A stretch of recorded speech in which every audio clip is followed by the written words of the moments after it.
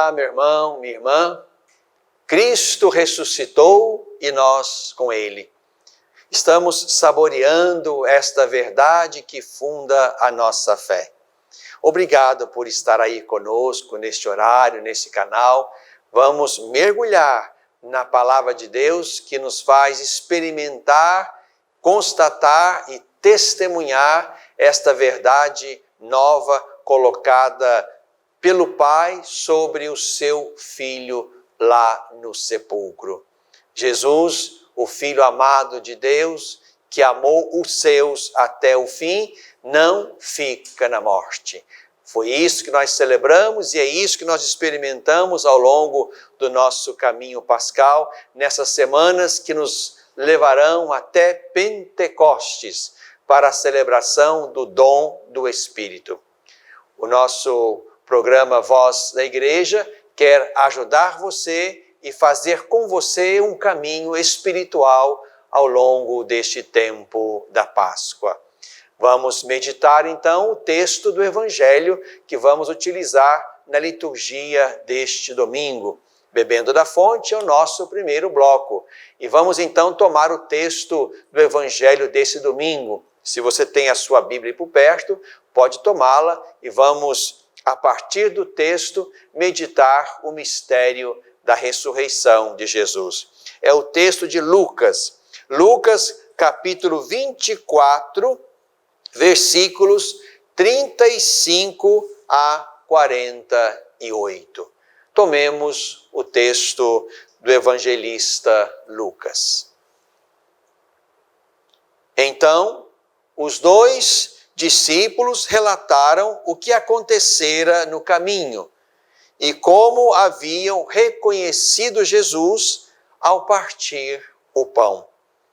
Enquanto ainda falavam, o próprio Jesus apresentou-se no meio deles e lhes disse: "A paz esteja convosco." Eles ficaram assustados e cheios de medo, pensando que estavam vendo um espírito. Jesus, porém, disse: "Por que estáis perturbados? E por que essas dúvidas no coração? Vede minhas mãos e meus pés, sou eu mesmo. Tocai em mim e vede, um espírito não tem carne nem ossos, como podeis ver que eu tenho." Dizendo isso, Jesus mostrou-lhes as mãos e os pés. Mas eles ainda não podiam acreditar, tanta era sua alegria e sua surpresa. Então Jesus disse: "Tendes aqui alguma coisa para comer?" Ofereceram-lhe um pedaço de peixe assado. Jesus o tomou e comeu diante deles.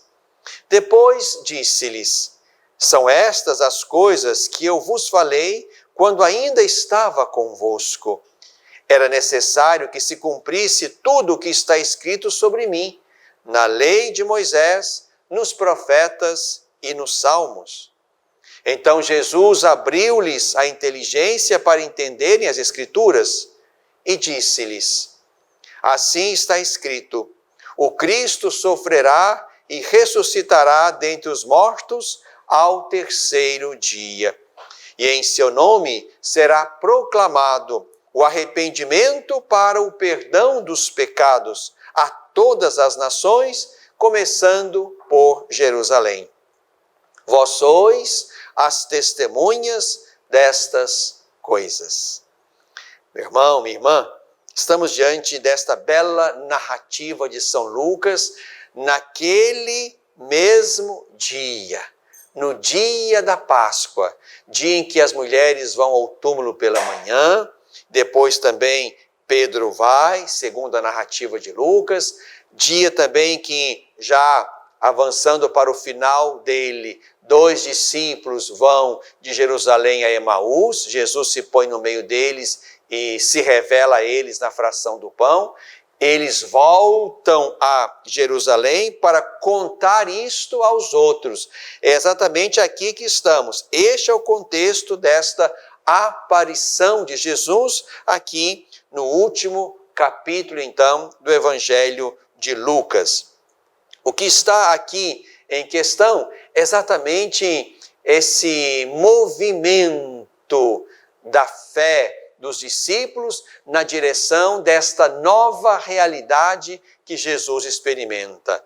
A fé na ressurreição, a fé no ressuscitado, foi um processo que teve que passar da incredulidade à fé.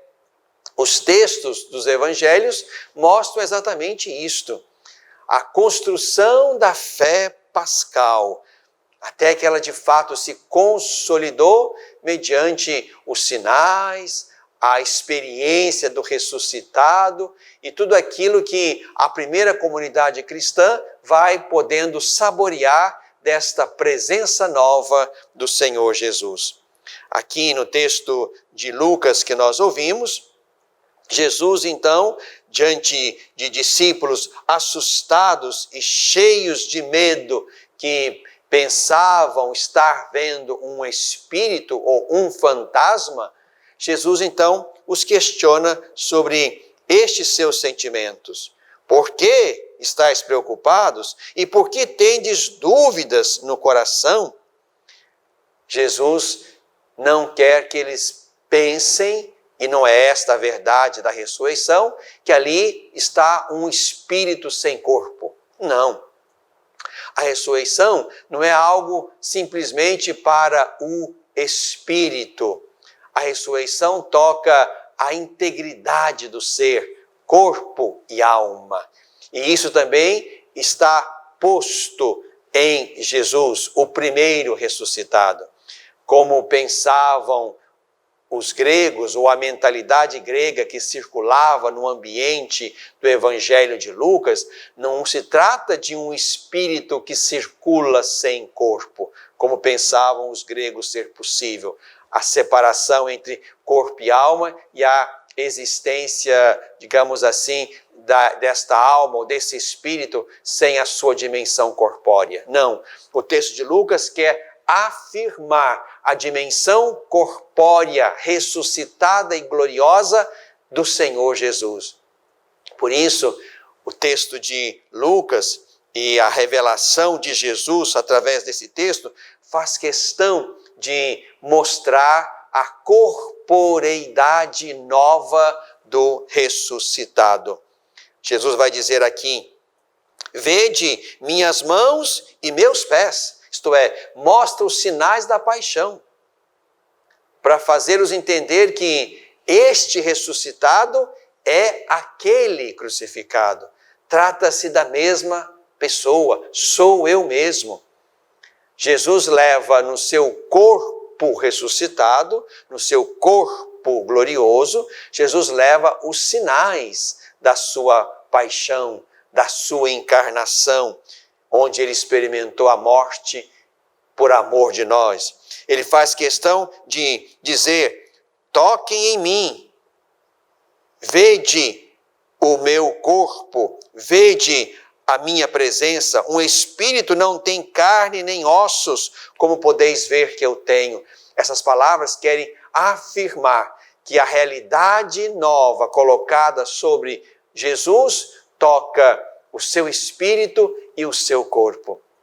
Na ressurreição, também nós vamos experimentar este novo colocado sobre o nosso corpo. Trata-se de uma ressurreição plena, ressurreição corporal, de modo que retomemos também para o céu estas dimensões bonitas, corpo e alma, espírito e alma, espírito e corpo, que nós haveremos de também experimentar e assumir nesse tempo novo da nossa plenitude diante de Deus e do Cordeiro.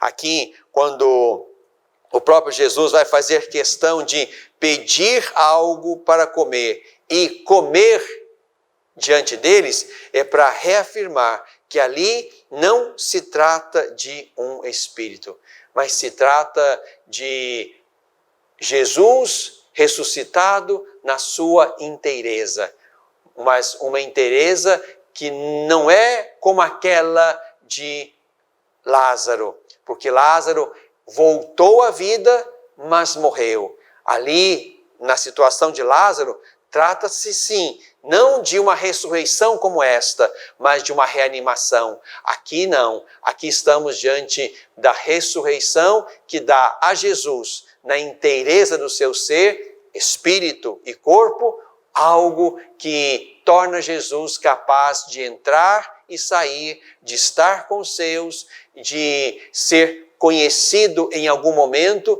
dentro da realidade nova que o seu corpo glorioso experimenta e manifesta.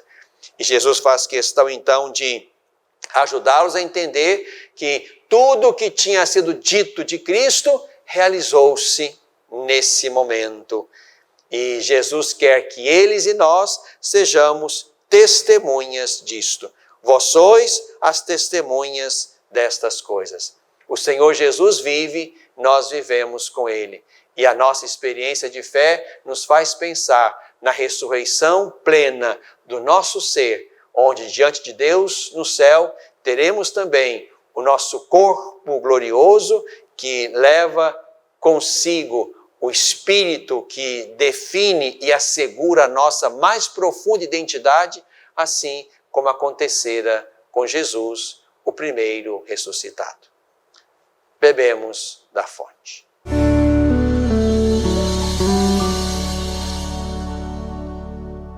Olá, meu nome é Sabrina e eu sou responsável pelos trabalhos das obras sociais em São Maria de Nazaré.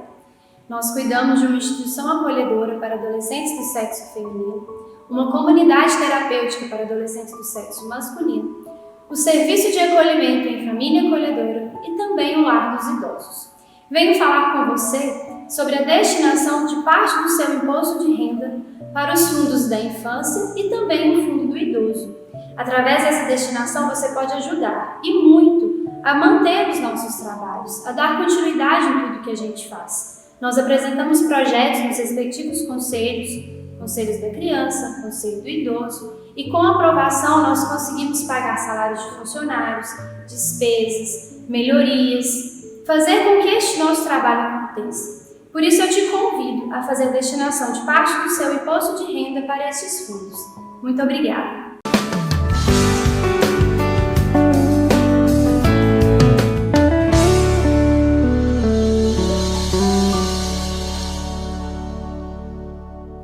No coração deste tempo, estamos no tempo pascal. Vamos tentar mergulhar ainda um pouco mais nesta realidade nova colocada sobre Jesus e que também será colocada sobre nós. A ressurreição da carne, como nós rezamos na nossa profissão de fé. É muito importante assegurar isto, porque esta não só é a verdade fundante da nossa fé. Se Cristo não ressuscitou, a nossa fé é vã, a nossa pregação é vazia, mas também aqui estamos diante daquilo que é a nossa resposta de fé para a morte. Nós não acreditamos que morremos e voltamos à vida neste mundo. Nós não estamos na linha da reencarnação, que vai nos fazer entender que a nossa purificação, a nossa evolução vai se dar por várias vidas vividas nesta situação terrena. A nossa resposta para a morte não é, portanto, a reencarnação. Também não é, digamos assim, a perda do nosso ser individual dentro de um grande e único ser, como pensam, por exemplo, os panteístas, como se fôssemos uma fração de ser que existimos aqui na condição terrena e que na morte voltamos para o único e mesmo ser, perdendo a nossa identidade pessoal. Também não é esta a nossa resposta para a morte. Não somos panteístas e nem imaginamos um único ser que nós vamos compor depois da nossa morte, perdendo a nossa identidade pessoal. Mas a nossa resposta, dentre outras tantas, é esta que nós entendemos e percebemos no Evangelho que nós ouvimos e meditamos brevemente. O texto mereceria detalhes bonitos que ele traz para serem pensados, mas também não temos como fazer isto com largueza. Podemos dedicar-nos a isto em outras ocasiões. Mas o nosso mistério é este que Cristo nos revela no texto que ouvimos no primeiro bloco. Haverá, portanto, para nós uma única morte, como lembra a carta aos Hebreus, depois da qual vem o juízo, e, portanto, uma única ressurreição que nos põe na direção de Deus, na plenitude da vida. Esta ressurreição da carne, ou essa ressurreição do corpo, vai tocar o nosso ser inteiramente. Aquilo que somos, espírito e corpo, isso será tocado pela realidade da ressurreição.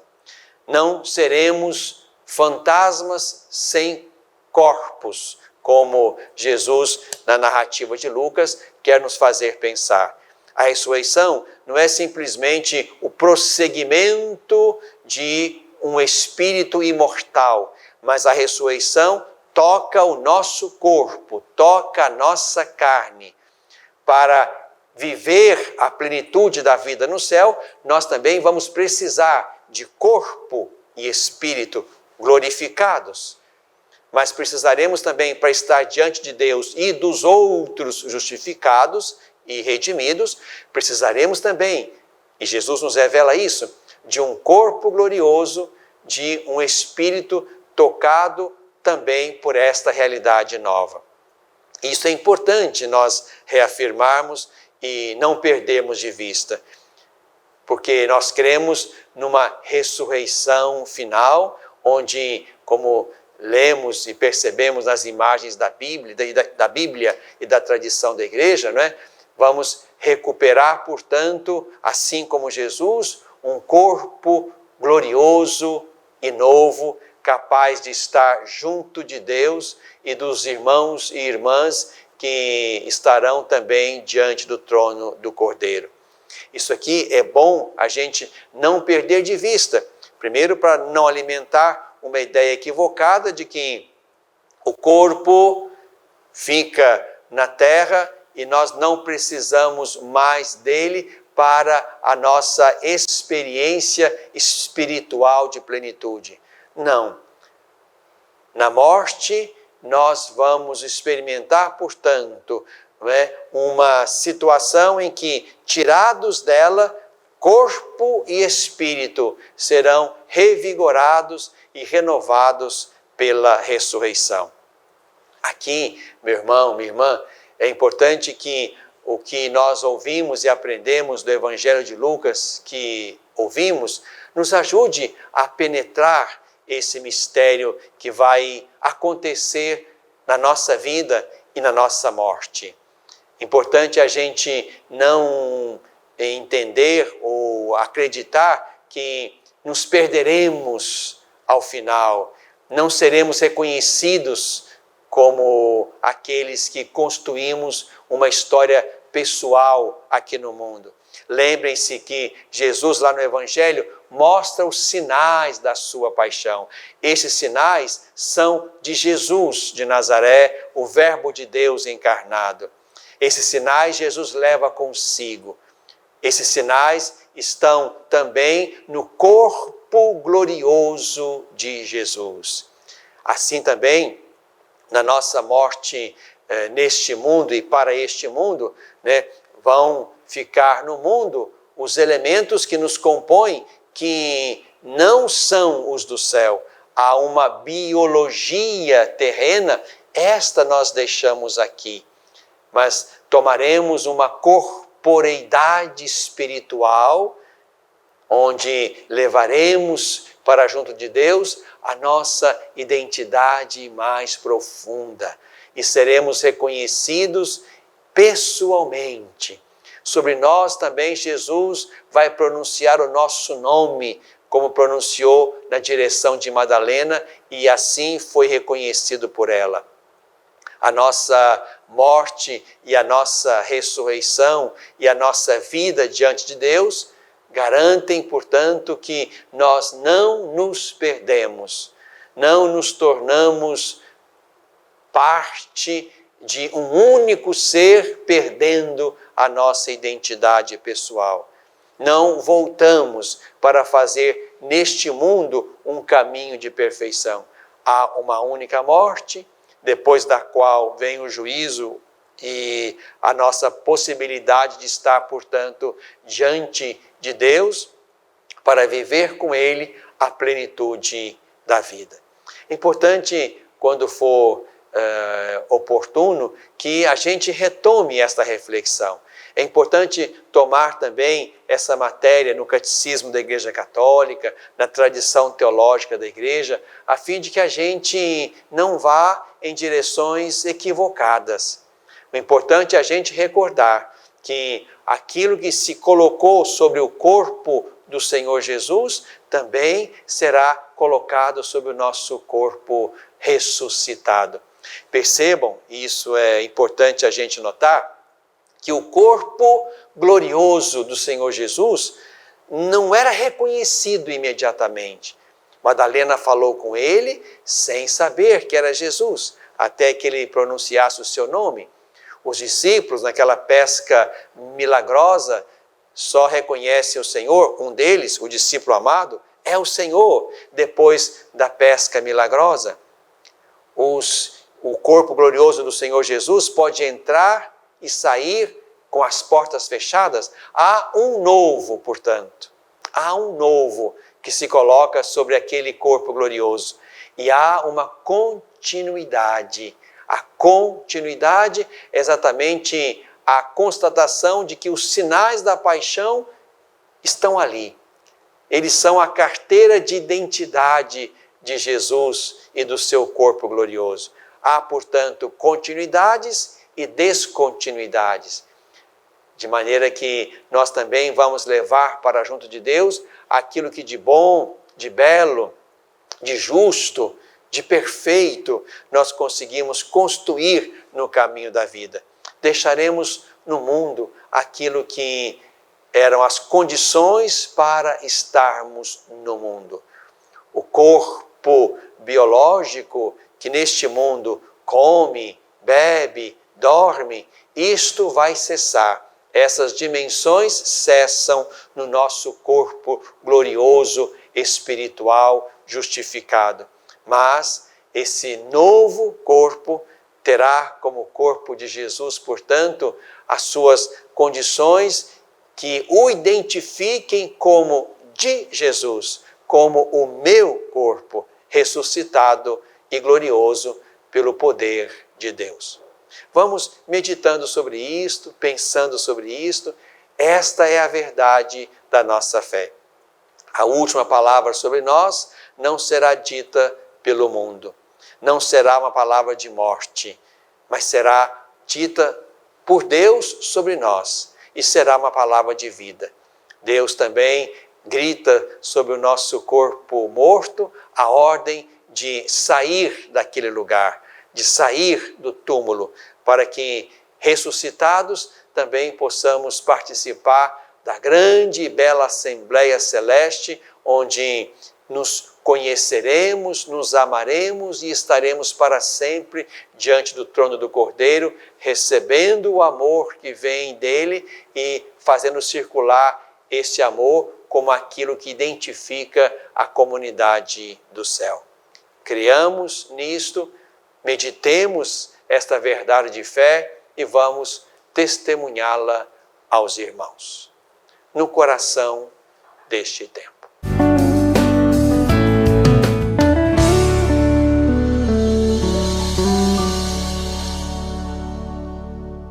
Superar uma tempestade em sua vida familiar é encontrar um lar provisório.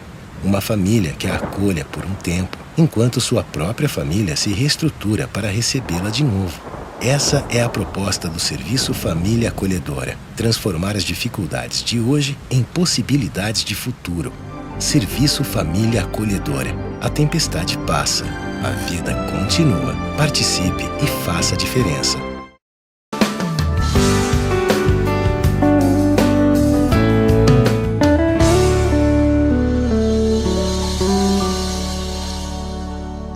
Na tradição da Igreja, este é o nosso último bloco do programa Voz da Igreja. Na tradição da Igreja há ritos, há sinais, há símbolos. Um deles, e um belo símbolo que vai nos acompanhar no tempo e no caminho pascal, é o Círio Pascal. O Círio Pascal que nós abençoamos na grande e bela Vigília Pascal. Este é um dos belos símbolos da nossa tradição litúrgica. Jesus é, lá na palavra de Zacarias, no seu cântico, o sol nascente que nos veio visitar. Jesus mesmo se diz como luz. Eu sou a luz do mundo. Jesus quer que os seus discípulos sejam luz. Vós sois sal da terra, luz do mundo. Ele mesmo é, portanto, a luz. Por isso, a grande vela que nós abençoamos na Noite Santa e que vai acender as pequenas velas que estão também ali naquela assembleia solene e festiva, esta grande vela representa Cristo, aquele que é a luz do mundo, a luz da vida. Por isso, esse sinal vai nos acompanhar no tempo da Páscoa e nos grandes momentos da vida litúrgica deste ano, até que chegue a próxima Vigília Pascal. Nesta grande e bela vela, que representa Cristo, luz do mundo, e aquele que, portanto, ilumina o caminho da igreja, da história e de cada discípulo, aqui há elementos importantes. Há a cruz do Senhor Jesus, que nós reconhecemos como o sinal pelo qual experimentamos a vida, a luz e a vitória, a paixão como a experiência pela qual o Senhor Jesus nos dá a vida e a vida plena. Estão também aqui os números que traduzem este ano litúrgico, 2021. Estão as duas letras gregas, alfa e ômega, para dizer que Jesus, como lembra o Apocalipse, é o princípio e o fim de todas as coisas. Estão também 5 cravos, que querem exatamente simbolizar as 5 chagas do Senhor Jesus, expressão do seu amor na nossa direção. Este sinal vai nos acompanhar ao longo de todo o tempo pascal, será acendido nas celebrações, nos ritos, nas orações, e quando terminar o tempo pascal, ele será aceso nas grandes festividades, nos momentos importantes da vida da igreja. É um sinal que nós reconhecemos como um sinal que aponta para Cristo, luz do mundo, luz da vida. É nele que encontramos vida. Quem me segue não anda nas trevas, mas terá a luz da vida. A luz é ele.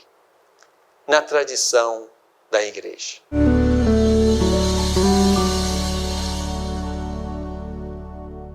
Você sabia que parte do que você paga de imposto de renda pode ser direcionado ao Lar dos Idosos de Divinópolis? É uma maneira bonita de expressar compaixão e de contribuir com os idosos de nossa cidade. Pergunte ao seu contador ou ligue hoje mesmo para o lar e se informe. É fácil e você destina parte de seu imposto para quem precisa. Lar dos Idosos de Divinópolis, cuidado e amor na hora certa.